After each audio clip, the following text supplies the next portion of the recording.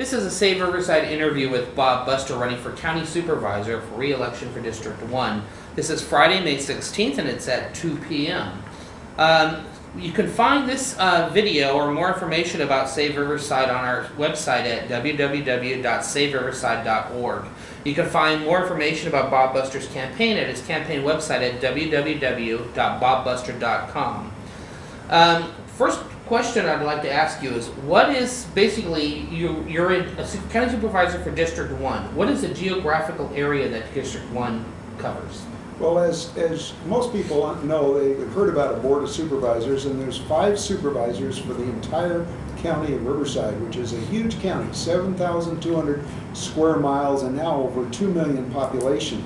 So I represent 1/5 of that population, which is probably around 400,000 or growing here in the 1st supervisorial district. And the 1st district takes in most of the city of Riverside. It also includes the unincorporated communities of Woodcrest, Mead Valley, the Temescal Valley, the Santa Rosa Plateau communities all the way to the San Diego border, and the cities of Lake Elsinore and the new 25th city of Wildomar.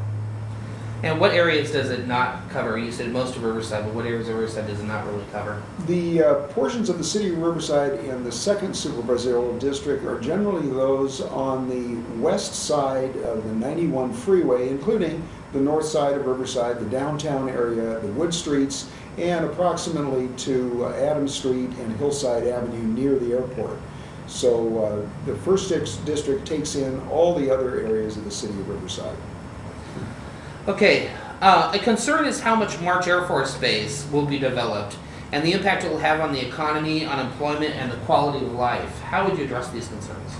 Well, the way I look at industrial and business development in the important central core area, the backbone area along the I-215 freeway, all the way from the northerly limits of the city of Paris going up to Riverside and to Box Springs area, is that it is a key business area. It's extremely important. It combines the advantages of having a close-by freeway, a rail line there, as well as the March Air Force Base, which is, as we all know now, is open for civilian use. But that development in that area is extremely important that it fit within the adjacent and growing residential communities.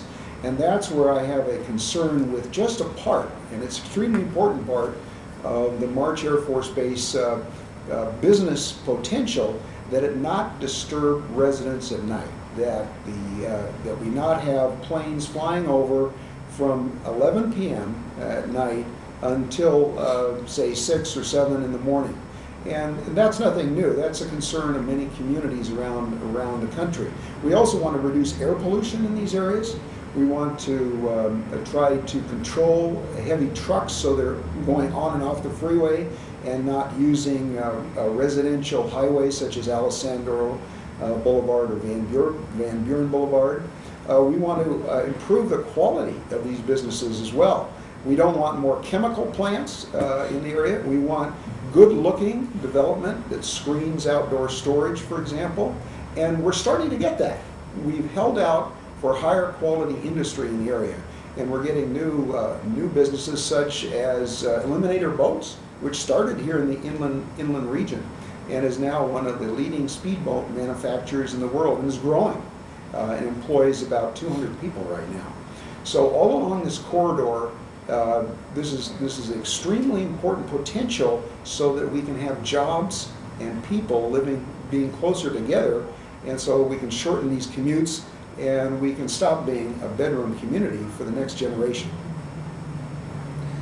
Okay, there is some concerns about the role of development within the county and its relationships between development firms and government officials. How do you address some of those concerns? Well, I think it goes back to good planning, doing the right kind of planning up front, engaging all the citizens, property owners, developers, business interests, along with elected officials, and getting a good general plan and continue to update that general plan. And that's what we've done at the county. We have a real strong general plan, not only for land use, but to integrate future transportation needs with mass transit accommodated and conservation areas as well. those are progressing very well, and we have enough land in the western county here to accommodate a very high rate of growth. For instance, it's projected that the population in Riverside County will increase by another 1 million people by the year 2015, and that by the year 2035, Riverside County will be the second largest county in California, just behind Los Angeles County. So those are staggering numbers, and it's going to take a tremendous effort to do that. But what's promising is that we do have the land, the available land, to increase our population just at current densities and save our rural areas and set aside conservation, even save some of our better agricultural areas. And of course accommodate more business growth and more industrial uses, so we can have jobs closer to the people. But sticking with those plans, making sure there's general consensus behind the plan, and then not changing it willy-nilly for each individual proposal.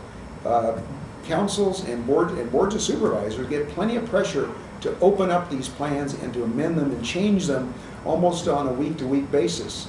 And at the Board of Supervisors, we've resisted that. In fact, we've put in place a 5-year kind of principle where we won't change the basic shape or outlines of our general plan areas until we do a thorough, complete overall review. We're starting to do that review right now, and so it's going to be interesting to see how the county progresses. I feel there's going to be even more reason now to include our growth in already existing urban areas rather than to allow more sprawl.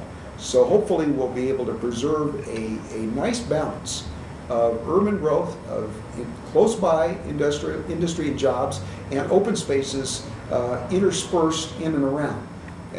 So far we've been able to save many of our beautiful hillsides and our horizons here. There's a unique landscape in western Riverside County that really improves our quality of life. And with the gas prices going up, I think more people will be finding recreation closer to home. And so we want to enhance things like the Santa Ana River. We're just completing another section of the mountains to ocean trail along the Santa Ana River. And we're trying to enhance and improve many parks and open space and trails across the western county. So all of these things go together, and with strong advanced planning that engages the public, so far in the county we've been able to gain consensus behind our